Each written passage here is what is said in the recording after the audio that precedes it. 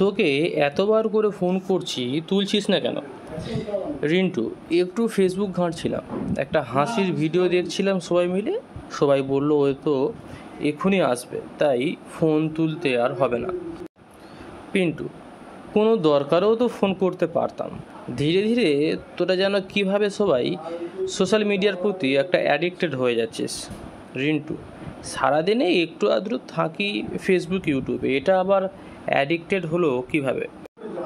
পিন্টু, ভেবে দেখ, সকালে ঘুম থেকে উঠে আগে হোয়াটসঅ্যাপ ফেসবুক না খুলে আমরা বিছানা ছাড়ি না, ঘুমোবার আগেও একই অবস্থা।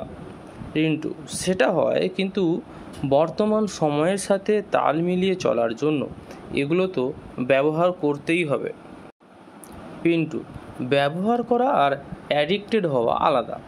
এতে পড়াশোনার যে কত ক্ষতি হচ্ছে নিজেরাই বুঝতে পারছিস না। রিন্টু, এটা কিছুটা ঠিক বলেছিস। পড়াশোনার ফাঁকে রেস্টের জন্য একটুখানি সোশ্যাল মিডিয়াতে ঢুকলে ঘন্টার পর ঘন্টা কিভাবে কেটে যায় বোঝাই যায় না।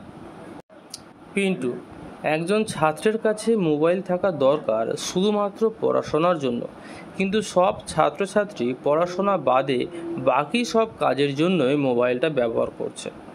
রিন্টু, মেয়েরা যে পড়াশোনা বাদ দিয়ে শুধু রিলস বানাচ্ছে, মেকআপ করে ফটো দিচ্ছে, সেটা নিয়ে বল।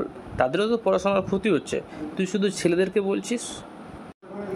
পিন্টু, দেখ, ছেলেরা তাদের দেখে বলেই তারা বানায়, না হলে রিলসে যদি ভিউজ না হবে তারা ভিডিও বানাবে কেন?